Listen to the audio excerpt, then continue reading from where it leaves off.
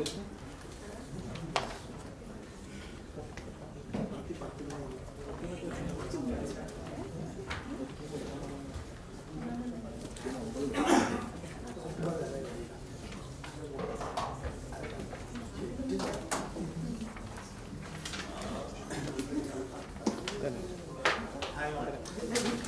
the topic for our discussion today is sex is sold in almost every business. Only prostitutes get a rate. So as you might be wondering, or we were also wondering when we got this topic, how is it related to management communication? How is it related to even a course in IAM? So then Amit was saying like we will, he has already a business plan ready for the business. So we'll ask her to change that and then we will present that. So Amit was already in sex business or something? No, actually, he was in a legit business. He's continuing with the legit business also. I don't know which is more profitable. So then Anu, she joined recently only. So she was like when she saw this, she said she will rejoin after the presentation. So let's see. So think of a scenario where you are in your workday and you get a call. And at the other end of the phone, there is a sweet, pleasant female voice. So I am taking the example of male population being the receiver of the call here. So and a female is calling. So there is a reason for that, and later on we will see what that reason is. And that lady, when you pick up the call, she says good morning.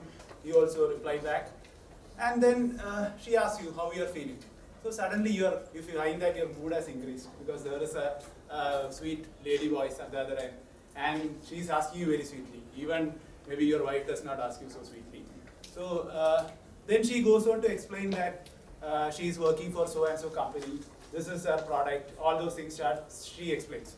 So this is what is commonly known as cold calling, and some of the marketing companies use this to sell their products. So just think for a moment that instead of a female, if it was a male that was calling you, whom do you think will hold your attention? Who has more chance to continue the conversation? It will definitely be the female. So why is that? Why do you think it is like that? So we will go into all those questions. So first we will just see a small video.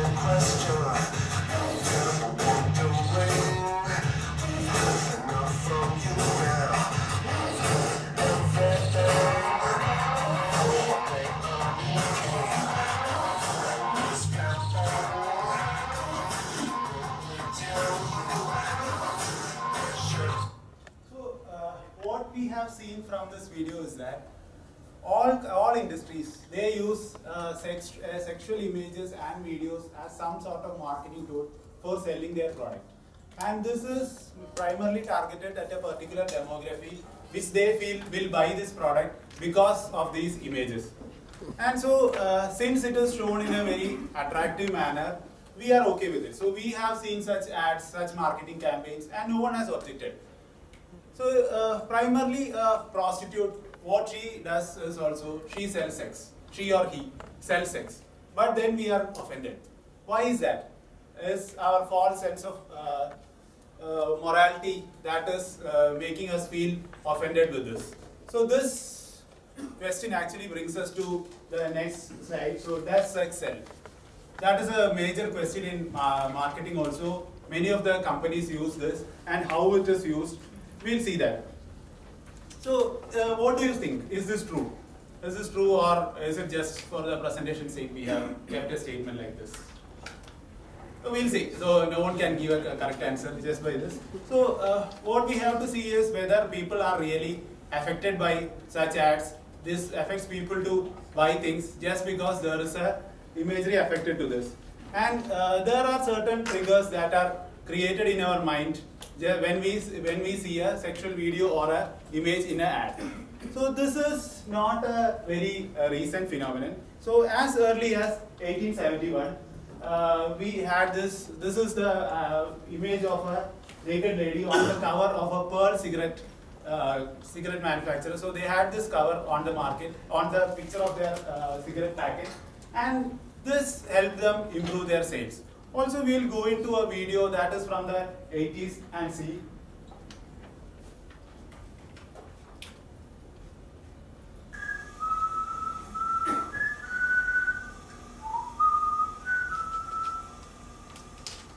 You want to know what comes between me and my Calvins?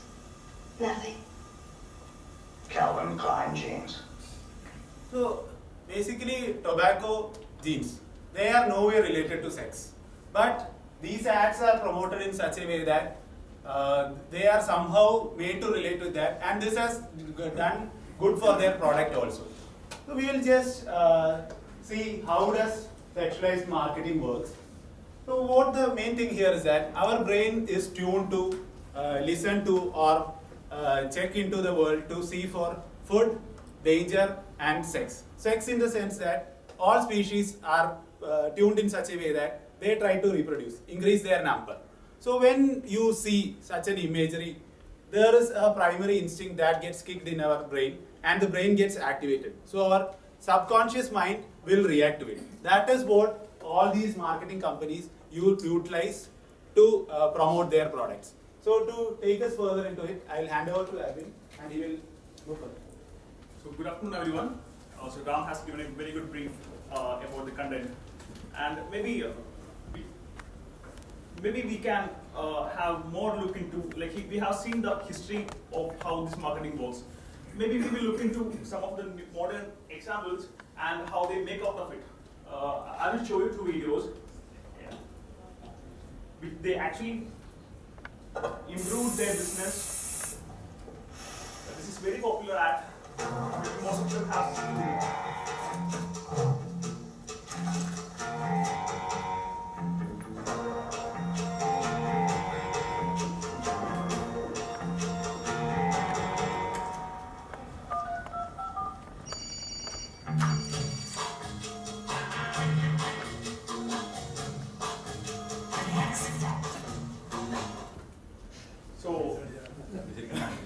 So this is perception that acts as given. So after these series of ads, maybe we have a perception that deodorant is a much inevitable part of our life. Like I think so. This has influenced all the deodorant brands, or maybe that has promoted not just acts that has promoted all deodorant brands. That has a sexual appeal that you can get using a deodorant. So, and they have improved their business after all these ads. And maybe I will show you another example.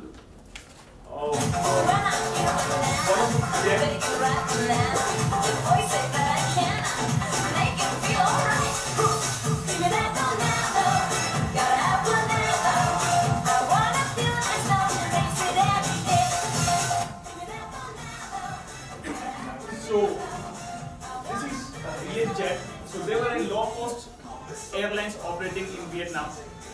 So recently, like they were in the industry for last 10 years. So and that's headed by a lady, and they recently implemented the Bikini Airlines. So they most of their air hostesses started coming in Bikini, and they are now valued more than their national airlines. They are now valued more than Vietnam Jet, and yeah, on public interest, so they are coming to India as well.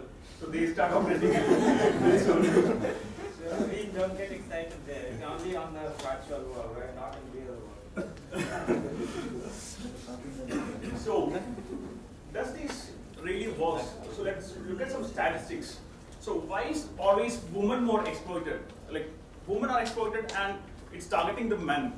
So there was a study in the VIT University, so they did some study on that, and these are the numbers. So it's more male that responds to these kind of ads rather than women.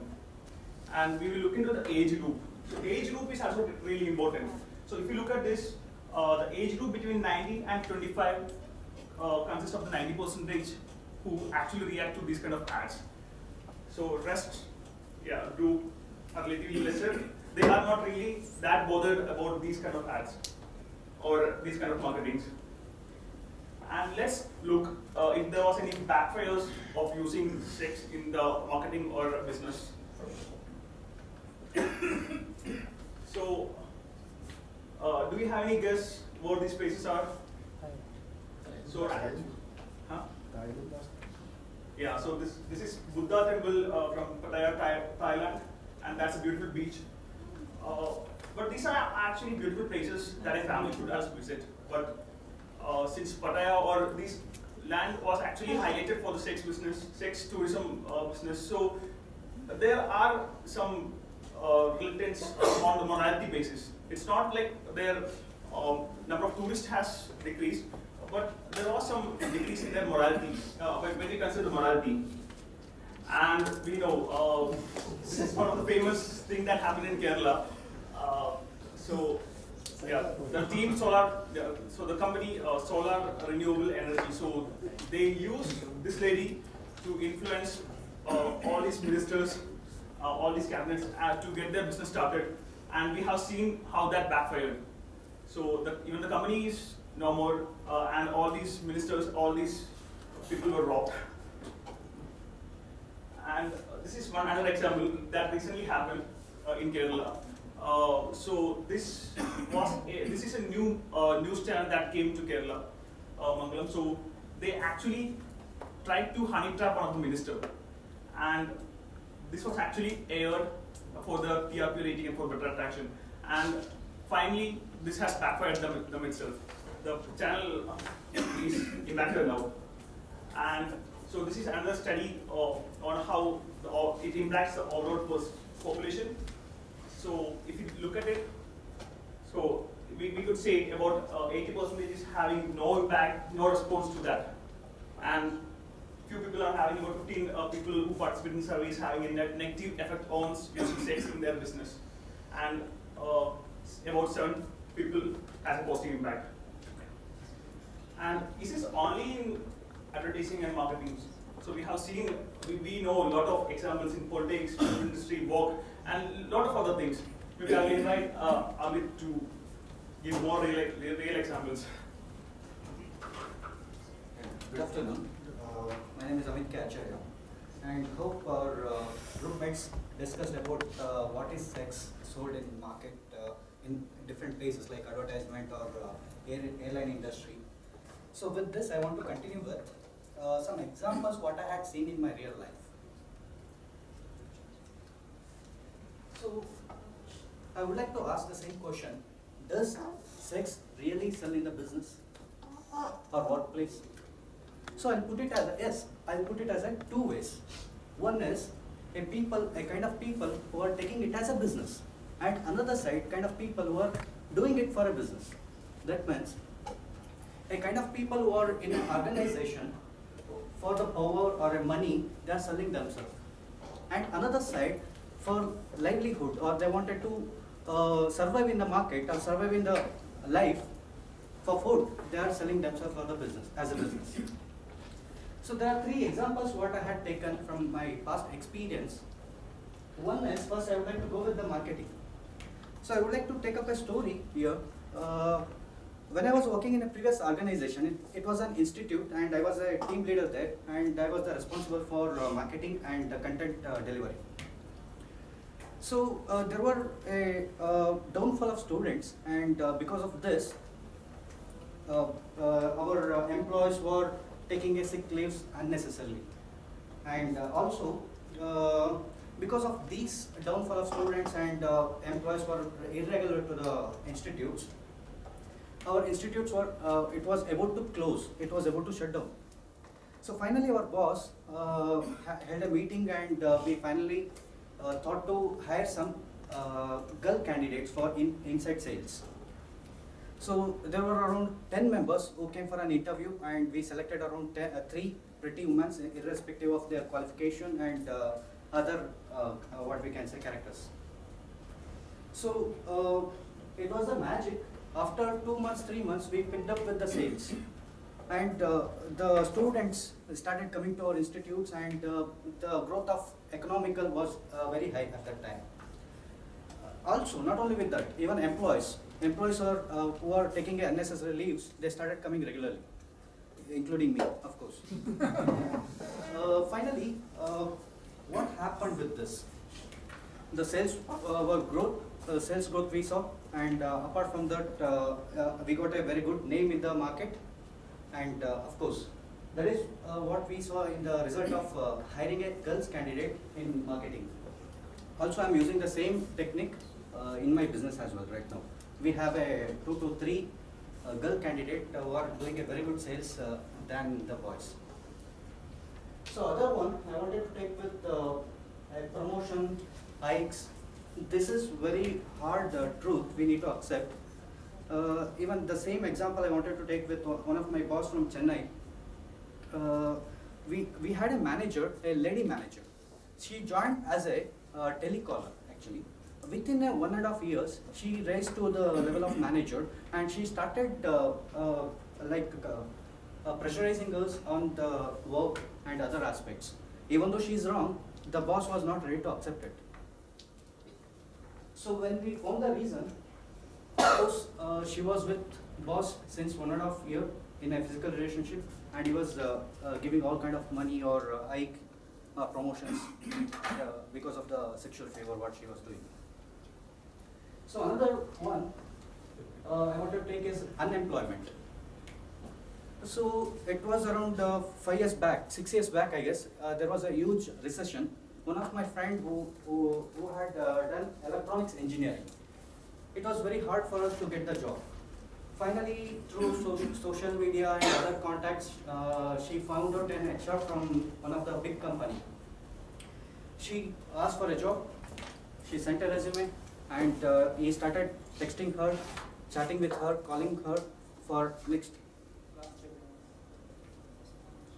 Calling her. So finally, what happened is, finally she asked for a favor of a sex favor instead of offering a job. So this is what happening in the market. And other side, the prostitutes are blamed. What we need to call for these kind of people? So are they not prostitutes?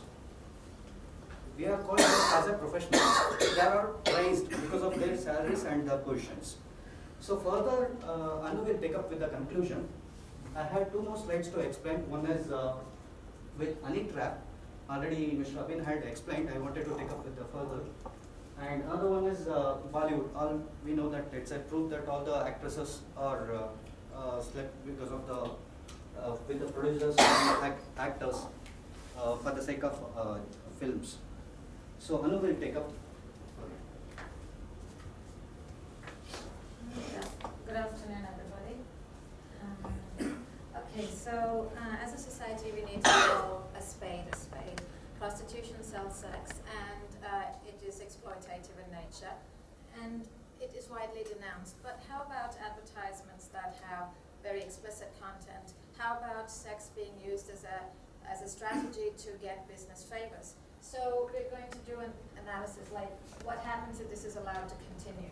So one is children and teens are exposed to sexualized content on billboards, and they get the idea that promiscuity is okay because when they see so many commercials and so many billboards, and it can affect the way they think as professionals later on in the future. The second case is what Amit had already covered, like sexual favors in order to get people offer favors in order to get promoted. And then it leads to, but this can affect the career growth of people who don't want to be a part of that, and which can lead to resentment and mistrust in the organization. It can also have a serious impact on job productivity and the job engagement. The next one is certain businesses may offer sexual favors in a very obvious way or in subtle ways, like a flirtatious assistant. To maybe officials from auditing agencies or accreditation agencies or officials from government departments. And this process of offering favors can turn into a situation where favors are expected, where officials expect favors from people. And those people who require a legitimate license or a contract for their businesses and don't want to be a part of this, they may have to pay high monetary bribes. And then if this goes unchecked, officials become overconfident, brash, they misuse the system, and it turns into a large-scale scenario, and which can really have an impact on society. And this leads to a culture where there is easy clearance of business proposals, merely based on favors and bribes. And there's not enough scrutiny for the business plan and strategy and things like that. The rules become difficult to enforce because officials can be blackmailed, and this leads to the degeneration of ethics, lack of concern for the rules, lack of concern for compliance to rules, leading to unplanned growth, and exposing society to economic, ecological, and social risks. For example, floods are often caused by widespread corruption, unplanned growth and like construction and things like that. So basically, as a society, we're exposed to substandard infrastructure and develop infrastructure and services. So what's the role of managers and business leaders? We have a choice: you turn a blind eye, or you promote professionalism and respect. Why? Because a bad reputation alone can lead to the downfall of an otherwise successful business. For example, in Hollywood, Harvey Weinstein was one of the most powerful producers, but today he's a nobody because he exploited many actresses over a period of 30 years, and his production house has had to file for bankruptcy. He exploited people, but offering sexual favors can have ripple effects like this. And so what we need is a proper organizational framework with strict, well-articulated regulation, regular awareness programs, whistleblower policy, a complaints redressal mechanism that is effective and hassle-free. And market research shows that overly sexualized advertisements are in fact have a negative impact on people. This has a sexual connotation to it because it says topless, but it's less offensive. And these advertisements are very successful, but and they're very innocent. They get your attention, and the advertisements can be repeated for the same product only as long as the quality of the product is good. And just to conclude, the people who conceive these ideas for of using explicit content that almost glorifies assault on women, people who use sex as a strategy to further their business goals, they are not vulnerable like prostitutes. They're not on the fringe of the society like prostitutes are. It's not like they don't have support systems. And it's important that they don't need to resort to these kind of tactics. So it needs to be condemned more than prostitution, and so we need to stop this. So thank you very much. Questions, comments? Yes, I have a question. My question is to Amit. It is regarding the incident you have told about marketing. Yeah. That you have got some female telecallers and it has increased your numbers. Yeah. So I have two questions for you. First question is, after putting that strategy, the customers you got, was that relevant to your business? Or it has just come because of the girls are there to call them? Second, what was the sustainability of the business after adopting this strategy? Because what I have seen is that it always backfire down the line for 5 months, and instead of helping it to the business, actually it brings bad name when people start telling that, oh, I don't go there for study, man. There are few good chicks are there. I just go enjoy and come back. So since you prefer that even in your own business you are doing it, so I want to know from you that how it is going to be, how you are going to be handling it. Yeah, actually, when we started hiring those guys, first question, what was that actually? Was the customers you got are really relevant to your business? See, those were the relevant students actually. There were students who are looking for any kind of software training for their job opportunity. Of course, they were relevant to the whatever the customer we were looking for. And second question, what did you ask about backfire of that? Scalability. See, actually, we were looking for a bulk number of students to join our institute, and we can deliver the good content to them and improvise our business than showcase our 3 models to them. So of course, I don't think so there won't be any backfire or any of the scalability issues in this matter. Okay. Marketing what these initial stage might be they have used as a strategy to build that institute rapport instead of the coaching and everything is good. Because once the feedback goes, people just start maybe in that sense. See, that is my concern. What the feedback goes out? That is important Because, actually. because when the student has come there, not because of your institute is good, but because of something else, even though you are delivering or whatever you are doing is good, justice to their skills or teaching, but the first impression goes out and they will not tell the, these fellow students that you are having very good at studies and they have done so many things. You say, man, I went there and Yeah, in this case, he's a startup. and especially when it is a training institute. It's a startup, and you initially need some kind of boost, right? So to attract people. So later maybe they can change the strategy and. It is like yesterday, how we said Steve Jobs, right? It is a initial thing that was happening just so that people will know they will come there only once. He's enjoying the initial pull now. Yeah, when they have the people there only, they can showcase how good they are. Yeah. See, why I am creeping so much? Because it is just what I discussed yesterday. Are we there to teach only to earn money? And we will get to any practice. It is not the teaching perspective. See, of course, one side it's a business. We need to concentrate on developing the business as well. Of course, another side we can think of developing the student skills. So probably in the initial stage we can look into the strategies how we can bring the market to the whatever center. Later we can use other strategies where we can develop the student skills and come up as a top institute, where that covers this whatever we have used initial strategies. See, let us not look at as a sexual favor and all. Women are good in some cases. For example, for a sales guy, the most important parameter, thing to measure is his persuasive skills.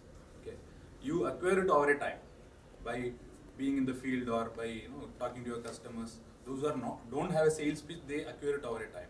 But women, as such, from the childhood, they become persuasive. So it is a skill they have as it have their own. So if you put them in a telecaller job, that's why you see a lot of jobs in telecaller industry are occupied by women. They have got a knack for persuasion. I agreed with you, Krishna, but one sentence he used, irrespective of their qualifications, and one other word you used. So there. Yeah, I think you must refrain from using such things in publicly, because that might backfire you, right? It is not necessarily, even if you. I think we got to be honest here, right? He's honest, but being brutally honest doesn't really help you sometimes, That is where you need to have well-crafted lies, okay? That is not well-crafted, first of all. Second, yes, I don't know if we can call that women are more persuasive than men. There is no studies that actually claim that one, right? But they are, there are certain traits that women possess that men do. They have.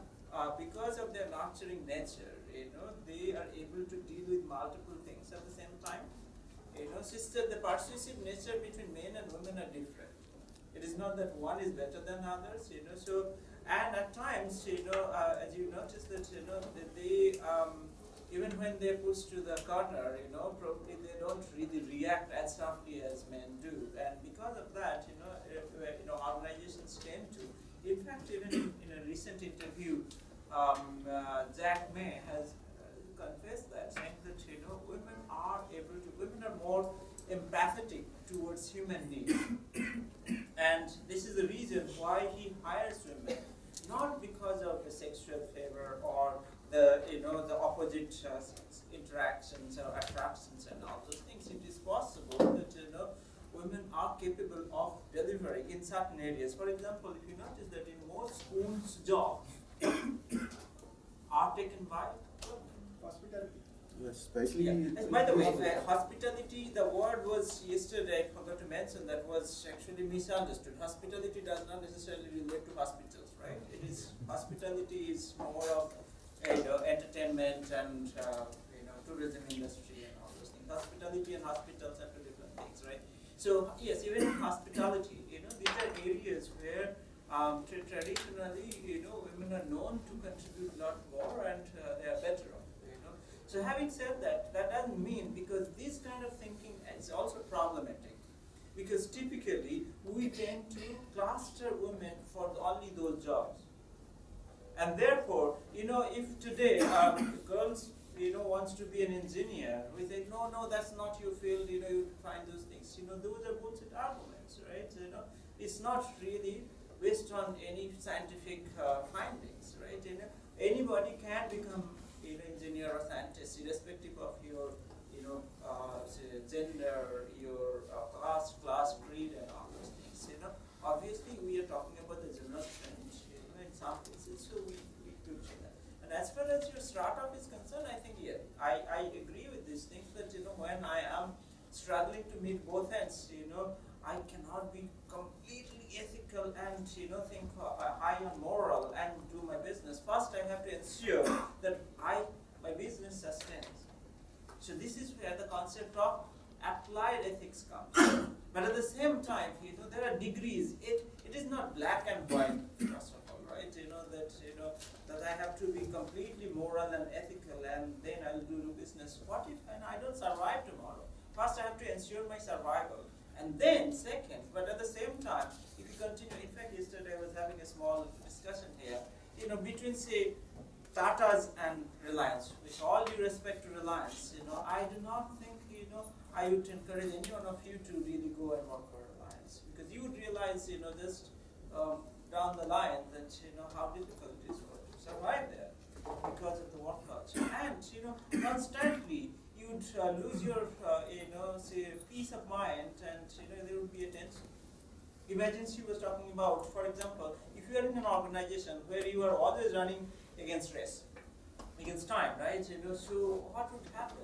Your mental health would be, productivity would be gone. So there has to be a balance. If you have reliance on one end, on one end of the continuum, I don't know if there is any completely ethical company. In fact, ethics and business is oxymoron, right? That way. But having said that, but there are business, that are relatively ethical.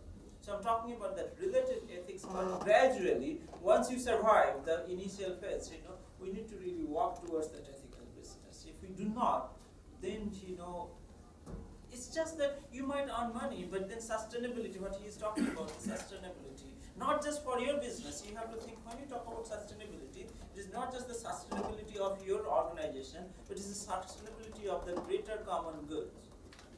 Because ultimately that is where we extract resources. Otherwise, it will be the case of golden goose. That has actually, let's take Bangalore as an example. It's a golden goose case. The city was really emphasized on all those things, and now you see that, the city is surviving only on 20% water resources. It's choked up completely. Pune is another case. Most cities, we do not talk about Kochi, for example. Most of your water bodies are contaminated. We don't talk about these things because we are myopic. We only see our profit, our survival. Unless we see ourselves in the larger context, I think, this is where the problem is. We don't think about, this is how, remember we talk about this hierarchy of needs, Maslow's hierarchy of needs, right? We are a generation that can think of 2 or 3 generations ahead of us. And that is one of the problems, also our greed. How much is enough for us? Right? So these issues need to be, I'm glad that you guys are talking about, I also like the model that you have said, at the end, what are the things that we need to check and balance, So this has to be futuristic. It's not that, presentation is only about what is available and you stare that. You have to make us think that, where should we go from here? What are the directions, what are the challenges that we are having, And yes, even when you do certain things, out of, let's say, well, desperation. You have to survive, Still, you have to have that regret. Remember, there's this famous quote, right? Will you have character? The answer to that, you won't have character unless and until you regret something in life. So the next person comes that, does that mean, I will not have character unless and until I do something and, to regret? The answer is no. We all, do something to regret. It's just that we don't realize that we have done something and we must regret. So that reflection, right, when at the end of the day we analyze, this is what something I have done and it has fetched me good result. Is it sustainable? Can I sleep with a peace of mind? If I can't. If you can, maybe you say, no, this is everybody does, so I am doing it, there is no problem. That's a dangerous trend. We would have to think, that at the end, we have to be answerable to people. That consciousness has